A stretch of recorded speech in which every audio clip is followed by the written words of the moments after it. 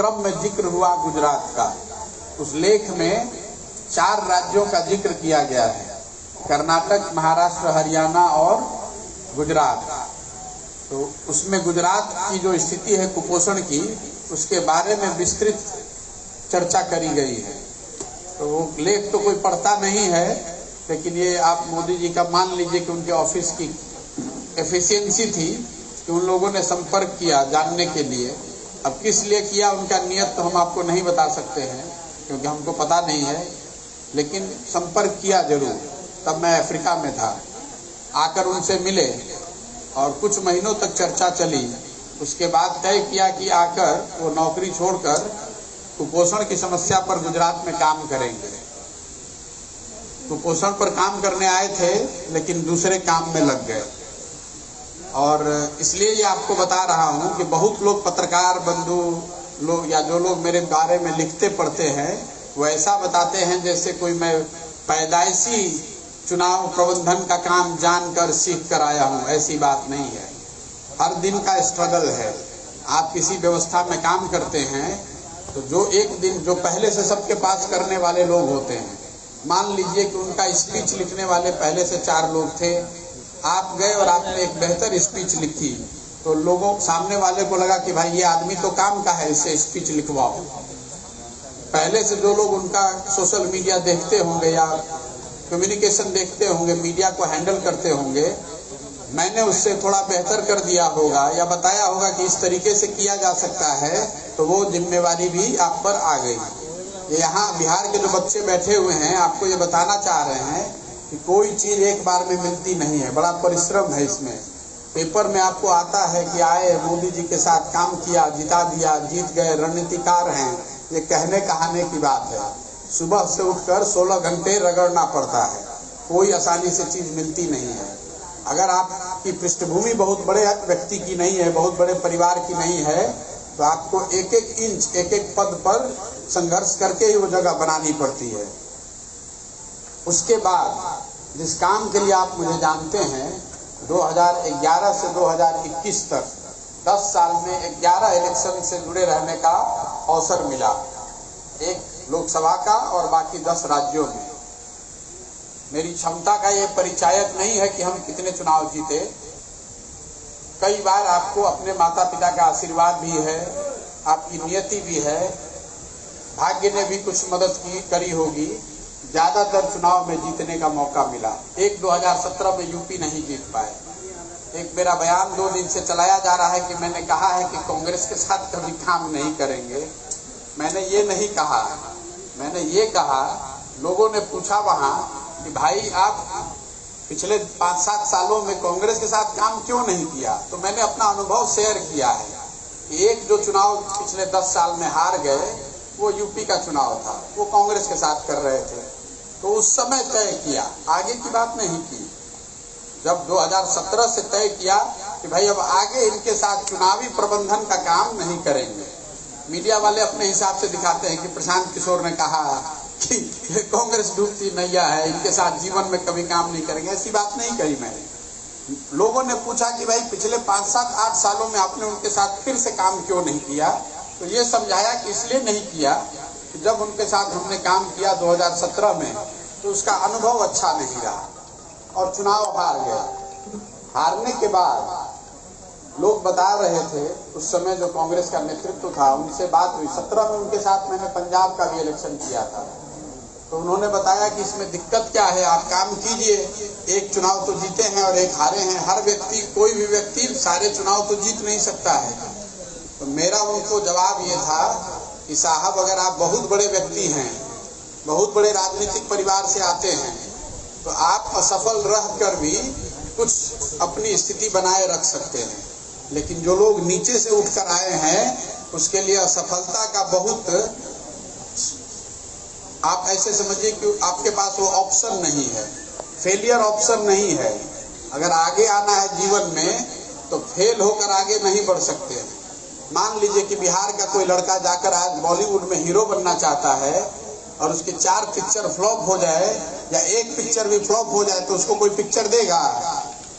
लेकिन अगर अमिताभ बच्चन के आप लड़के हैं तो 2-4 पिक्चर फ्लॉप हो जाएगा तो भी आपको पिक्चर मिलती रहेगी। इसलिए अगर आप जीवन में कुछ करना चाहते हैं तो ठान कर चलिए कि फेलियर ऑप्शन नहीं है, तभी रास्ता बनेगा, तभी समाज में लोग आपकी बात मानेंगे, तभी आपका लोहा माना जाएगा। 2 मई 2021 को बंगाल और तमिलनाडु के रिजल्ट आए। भाई साहब थोड़ा सा इधर हो जाए तो लोगों को दिख सकता है। 2 मई 2021 को बंगाल और तमिलनाडु के रिजल्ट आए। उस दिन मैंने पब्लिकली ये घोषणा करी कि अब ये काम आगे जीवन में नहीं करेंगे। ऐसा इसलिए कहा कि एक उसका परिप्रेक्ष्य है। चुनाव के दौरान सारे लोग ऐसा बता रहे थे कि तृणमूल कांग्रेस ममता बनर्जी चुनाव हारने वाली है, और पार्टी से बहुत लोग छोड़कर जा रहे थे बीजेपी में। बीजेपी के शीर्ष नेता हैं अमित शाह जी, उन्होंने कहा कि भाजपा को 200 सीट आएगा। तो बहुत लोगों ने तृणमूल में कहा कि भाई ये तो प्रशांत किशोर आएंगे तो हमारा लुटिया डुबा देंगे, और लुटिया अगर डूब गई तो हमको तो राजनीति नहीं करनी है, तो चले जाएंगे इसके बाद। इसलिए मैंने वक्तव्य दिया था उस समय कि अगर बीजेपी को 100 से ज्यादा सीट आ गई तो ये काम छोड़ देंगे, इसलिए कि लोगों का विश्वास रहे कि हमारी गर्दन पर अगर आपके साथ हम लगे हुए हैं तो मेरी गर्दन कटने से पहले आपकी गर्दन नहीं कट सकती है।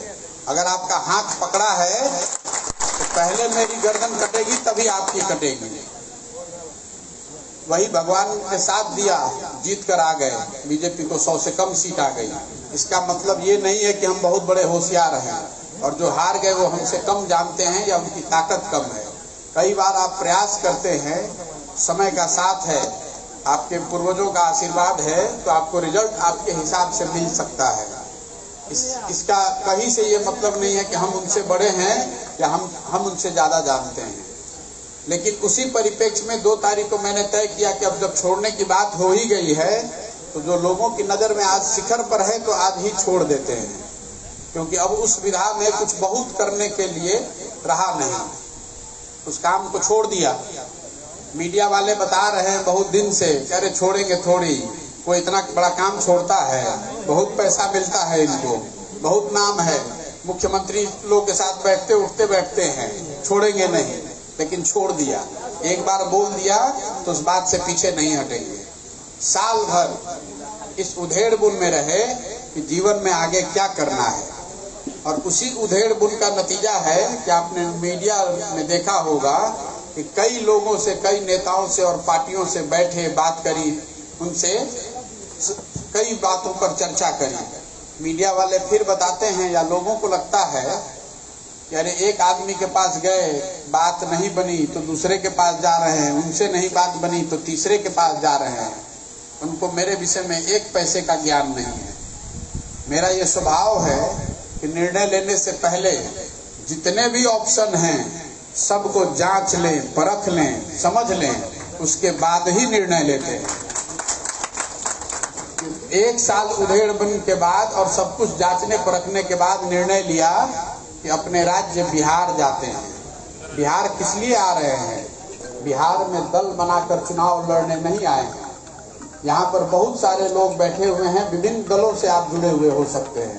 कोई आरजेडी से जुड़ा होगा, कोई जदयू से जुड़ा होगा, कोई कांग्रेस का होगा, कोई भाजपा का होगा, मुझे उससे कोई दिक्कत नहीं है। हम यहाँ एक नई राजनीतिक व्यवस्था बनाने आए हैं। क्यों बनाने आए हैं उसका आपको रीजन बताते हैं।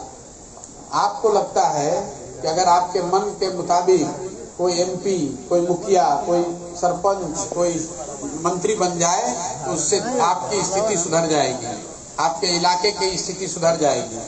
मैं आपको बता रहा हूँ कि 2015 में आपको याद होगा यहाँ बिहार में महागठबंधन बनाया गया था। मेरे भाई इसको आप रख लीजिए, नहीं तो कोई देख ही नहीं पाएगा। हट जाओ, हट जाओ। आप बैठ जाइए। 2015 का महागठबंधन याद है ना? 2015 में महागठबंधन की एक परिकल्पना की गई और जनता का सहयोग भी मिला। वो गठबंधन जीत कर आया। बिहार में आप जीत कर आपकी पार्टी, आपके मंच की, आपके गठबंधन की सरकार बन गई। सरकार ही नहीं बनी, आप में से कुछ लोगों को याद होगा कि सरकार का एजेंडा भी तय किया गया, जिसको 7 निश्चय बताया गया। 7 निश्चय कोई नीतीश कुमार ने नहीं बनाया था, प्रशांत किशोर ने भी नहीं बनाया था। 7 निश्चय को